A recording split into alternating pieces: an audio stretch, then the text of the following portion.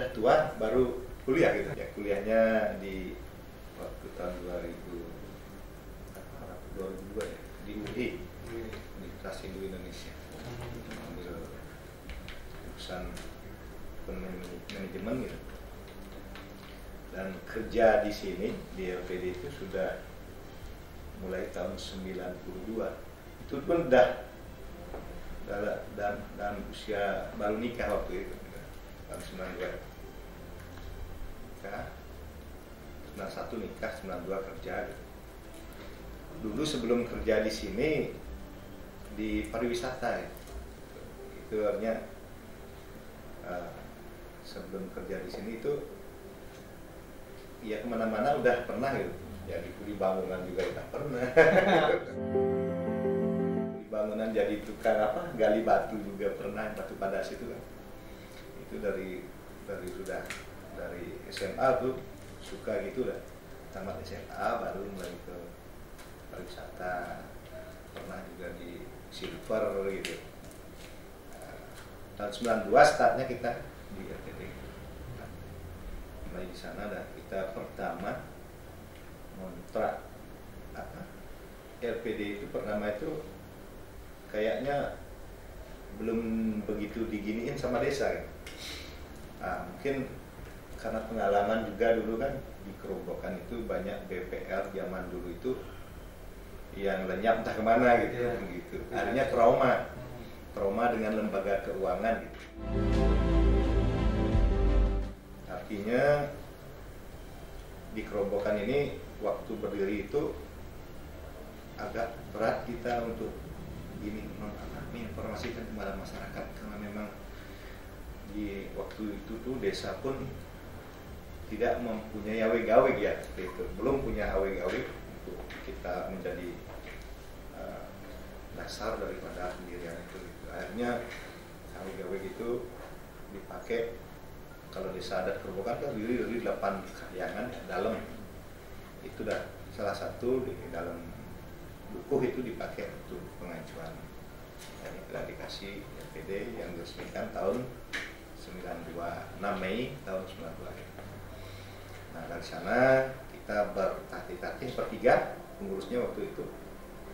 Yang pertama Pak Wirato yang jadi kepala, yang jadi sekretaris Anak Agung Haji Switra yang jadi bendahara, yang sendiri itu dari pertama cikal bakal untuk pendirian LPD ini. Terus lambat laun dengan berjalannya waktu, akhirnya kita bisa memberikan pemahaman kepada masyarakat, tadinya dia antusias bahwa LPD itu memang milik desa kan gitu. Itu artinya kepentingan desa, itu artinya membangun desa gitu. Sebenarnya dia antusias menabunglah semuanya, macam meminjamkan seperti itu. Nah di sana berjalan dah sampai di awal itu kita memang nggak punya tempat gedung gitu, tapi kita bisa ngontrak dengan dana yang kita didapatkan dari desa itu, bantuan dari pemerintah untuk desa itu mengeluarkan kepada kita untuk menjadi modal itu 5 juta, modal awalnya 5 juta gitu. Tapi kita ngontrak gedungnya 20 juta gitu waktu itu, kan tidak masuk rasio ya, udah ada rasionya sana gitu. Akhirnya dengan antusias masyarakat itu, akhirnya kita dengan uang panas ngontrak 20 tahun dengan 20 juta gitu. Sampai tahun 95 belum kita besar udah ada waktu itu krisis ya, krisis tahun 95 itu krisis perang Teluk kayaknya waktu itu ya. Itu artinya ekonomi lagi gonjang-ganjing seperti itu. Tapi kita tetap, karena memang masyarakat antusias terhadap itu, artinya tidak terjadi gejolak seperti itu. Walaupun saat itu kan bank pemerintah semuanya itu mengeluarkan bunga besar ya, sampai 6% waktu itu. Artinya kita kan tidak bisa mengikuti. Akhirnya lambat laun bisa lah reda itu. Akhirnya kita lagi bertumbuh sampai tahun 2000. Nah, 2000 kita waktu tahun 2000 itu aset mungkin sekitar 60 miliar ya, sampai 60 miliar asetnya. Itu kita beli gedung di sini di Jalan Raya Semer, ya, anggap ruko itu, mungkin juga ya luas 1 arep. Di sana kita mulai menampakkan diri lah seperti itu, performanya lebih bagus kan. Yang pertama itu kita belum pakai yang namanya kantor ber-AC seperti itu. Tahun 2000 itu udah ya, semuanya udah langsung kita pakai yang namanya IT waktu itu kan. Nah, teknologi elektronika seperti komputer seperti itu kita yang pakai.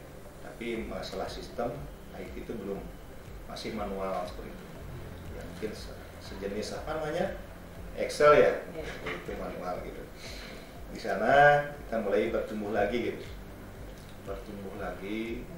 akhirnya kita merekrut karyawan seperti itu. Dan jumlah dari karyawan waktu itu sekitar 15-an semua. Dengan total artinya apa namanya luas wilayah kita itu 50 banjar di sini. 50 banjar sampai ke daerah Padang Sambian Kelot dan Padang Sambian Kacul. Nah, itu di sana kita 2007 kita membeli tanah gitu. 2008 kita langsung udah selesai bangunannya. Berpindah ke sini, akhirnya bertumbuh sampai tahun 2009 Pak Wirato itu mengundurkan diri, digantikan sama Pak Agung gitu. Dari tahun 2009 sampai tahun 2015 itu bertumbuh ya, mungkin asetnya sekitar 110 miliar. Tahun 2015 itu Pak Agung pensiun karena usia baru digantikan dengan saya sendiri. 2016 dia pensiun, kita gantikan dia gitu posisi kepala, dan sekretarisnya Pak Indra Nata yang diangkat dari pegawai ini jadi sekretaris, dan Pak Wirato jadi bendahara. Dari awal itu kan dari Pak Wirato jelas mungkin ada pembenahan, Pak Agung yang melanjutkan kan seperti itu, mana yang perlu dibenahi, mana yang kurang gini itu disempurnakan lagi. Terus begitu dari Pak Agung juga ada pembenahan, ya saya yang membenahi kan seperti itu, artinya estafet lah seperti itu. Di tahun 2016 ya kita mulai dah, karena mungkin saya berprinsip ya bagaimana kita memajukan LPD itu ke depan, dan tidak akan pernah terhenti LPD ini, karena itu penting sekali kan untuk kemajuan daripada desa kita, perekonomian desa kita, dan untuk kesejahteraan masyarakat kita semuanya gitu. Samping itu juga kesejahteraan pekerja, karyawan kan itu semua. Tahun 2016 itu kita udah mulai dah dengan IT, kita benahilah semua dari organisasi strukturnya itu, dari job desk-nya gitu, masing-masing semua. Dari itu kita mengangkat karyawan tuh berapa ya? Akhirnya karyawan waktu ini kita angkat lagi 15 orang gitu. Ini waktu sekarang udah semuanya 69, dan saat ini dah waktu ini tuh kita langsung berpikir untuk bagaimana caranya melayani masyarakat kita yang dengan luas wilayah Banjar itu. Akhirnya saya mendirikan kantor cabang, kantor cabang di Tegalantang dan Sebentlot, dan kemarin kita launching lagi kantor cabang di Padang Sambian. Artinya kita mendekatkan diri kepada masyarakat biar bisa untuk melayani dengan cepat seperti itu. Di samping itu kan kita berpikir jadinya perlu artinya online kan seperti itu, IT-nya online, bagaimana kita melayani masyarakat biar pelaporan dan semuanya itu dengan cepat bisa kita laksanakan. Antar jemput tabungan sudah masing-masing di kantor cabang itu masih sudah ada, karena kita tidak pakai kantor kas saja, artinya kita langsung operasionalnya kayak cabang gitu.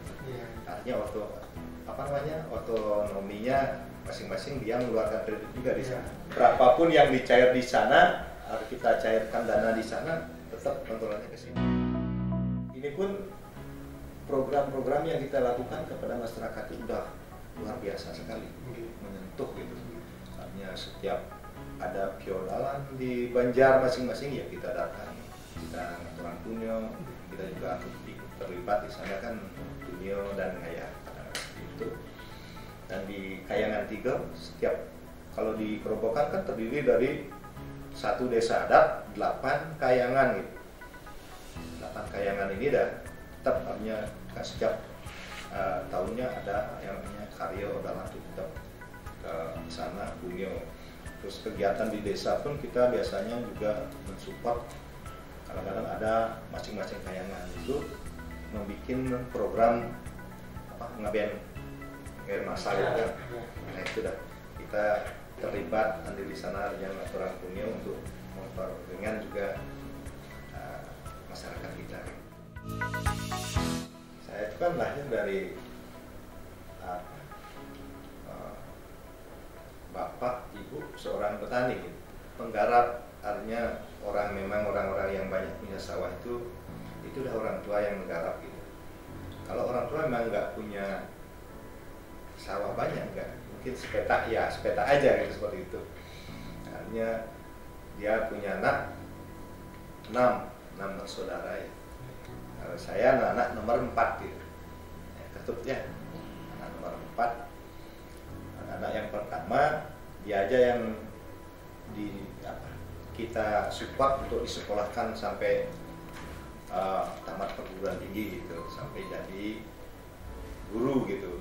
Akhirnya sampai dia tamat, sampai dia udah ngajar dan jadi kepala sekolah di SMA Negeri 4 di Pasar.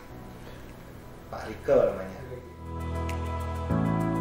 Perempuan ya udah nikah sama saudara juga gitu. Dan kakak ketiga di pariwisata, walaupun dia tamat SD aja, tapi sekarang udah pensiun juga gitu. Terus adik lagi 2 kan. Adik dia kerja di ini dia juga di pariwisata di villa. Dan sekarang sudah jadi mangku kan, adik-adik itu jadi mangku. Masa kecil tuh kita tuh jarang untuk jarang dapat bermain sama teman-teman gitu. Jarang. Kita sudah keburu diajak suruh kerja gini sama ibu bapak gitu tuh membantu dia kan. Karena dulu kan memang sulit untuk kita hidup aja, sulit sekali gitu. Untuk makan aja juga sulit kan. Artinya kita membantu ibu mungkin ke sawah juga kan, tuh panen orang di sawah, kita juga ikut membantu seperti itu. Nah itu artinya semuanya sekarang sudah mandiri lah semuanya. Keduanya paling dekatnya sama ibu gitu. Luar biasa tuh ibunya saya tuh luar biasa. Dia tuh kuat sekali walaupun dengan tidak punya apa-apa, tapi dia tegar, bisa menyekolahkan walaupun dia mungkin pinjam di mana-mana kan, menyekolahkan anaknya sampai tamat perguruan tinggi gitu. Itu waktu itu kan memang sulit sekali, berat gitu. Kalau kenangan saya sakit itu luar biasa kasih sayangnya tuh, sampai digendong kan, digendong cari cari waktu perawat, tak ada dokter di sini kan. Waktu itu perawat kasihan sekali ibunya, sampai gendong saya dari rumah tuh sampai ke rumah perawatnya gitu. Itu udah sampai gitunya. Jadi tapi kita juga sebagai anak tuh ingin membalaskan bagaimana kita bisa membahagiakan beliau gitu. Dan bapak juga gitu, tapi belum bisa kita bahagiakan, bapak sudah keburu meninggalkan kita gitu. Tapi sekarang ya ada ibu aja, sosok ibu aja, dia sudah tua banget gitu. Dan kita pun bagaimana membahagiakan, kadang-kadang kita ajak dia kemana jalan gitu. Semua anaknya udah nikah, udah punya cucu banyak sekarang. Nah, saya udah nikah dengan anak 2 laki-laki, dan kedua anak sudah nikah juga, sudah punya cucu. Masing-masing anak itu punya anak 2 gitu kan, 4 punya cucu. Sekarang usia saya sudah Maret ini 57. Jelas pasti Tuhan sudah berkehendak kan, karena kita setiap saat juga sebelum kita melakukan aktivitas kita juga berdoa ya, bagaimana caranya untuk biar bisa melakukan yang terbaik lah untuk kita, untuk masyarakat, untuk orang lain kan gitu. Dan apalagi kita bisa membantu orang kan itu luar biasa sekali itu, seperti itu. Makanya dengan kondisi saya seperti ini ya, karena memang jalannya mungkin, nah itu luar biasa, bahagianya luar biasa kalau kita bisa membantu orang kan, apalagi orang yang kesusahan bisa terangkat dia menjadi lebih baik lagi gitu. Itu luar biasa poinnya yang kita rasakan gitu. Kalau bisa kita bisa seterusnya bisa membantu orang itu lebih bagus sekali gitu. Pahalanya luar biasa gitu. Harapan terbesar ya kita ingin, karena kita bekerja mengabdi dari sini kan dari awal kan. Iya, dari nol. Harapannya karena saya juga nanti akan pensiun kan, mungkin sekitar 3 tahun lagi kan pensiun. 60 udah ada. Bisa karena desa juga bikin yang namanya peraren, makanya umur maksimal yang mengacu kepada Perda maksimal 60 tahun kita udah pensiun begitu. Dan harapan saya ke depan ini biar lembaga ini LPD tetap, makanya saya sudah membuat yang namanya kaderisasi, itu program-program yang kita bikin di sini. Masalah pendidikan hanya SDM dan kader yang akan menggantikan nanti, kita sudah sedini mungkin sudah kita upayakan dan kita sekolahkan biar SDM-nya lebih maju nanti. Yang belum S1 kita suruh S1, dan semua biaya kita tanggung di sini. Yang belum S2, yang ingin S2 ya silakan kita tanggung juga full dari sini. Itu artinya itu dah nanti kadar-kadar itu yang kita akan upayakan untuk bisa menggantikan posisi ini dan untuk tetap bisa menjaga LPD kan, memajukan LPD ke depan. Nah, dan untuk kita juga sebelum saya pensiun saya juga punya program ya, untuk bisa memproteksi masyarakat seluruh desa dan kerobokan. Kalau ada dia meninggal kita bisa kasih santunan seperti itu. Nah itu yang kita programkan untuk mungkin tahun 2022. Karyawan kita sudah semua artinya kita bisa asuransikan juga gitu. Terus kita untuk membackupnya kita juga bikinkan dana pensiun seperti itu, dana pensiun. Dan program saya belum saya jalankan, mungkin ke tahun 2023 itu yang kita sudah janjikan kepada karyawan yang mungkin pengabdiannya 10 tahun ke atas, kita kasih kamplingan tanah untuk biar dia juga merasakan dan kita aja untuk mengajukan. Itu mudah-mudahan nanti apa yang saya harapkan ke depan itu bisa terwujud lagi. Siapa tahu nanti anak cucu juga kan, saya berdiri di sini, anak cucu mungkin nanti ke sini. Biar LPD itu tetap ada, tidak boleh punah seperti itu.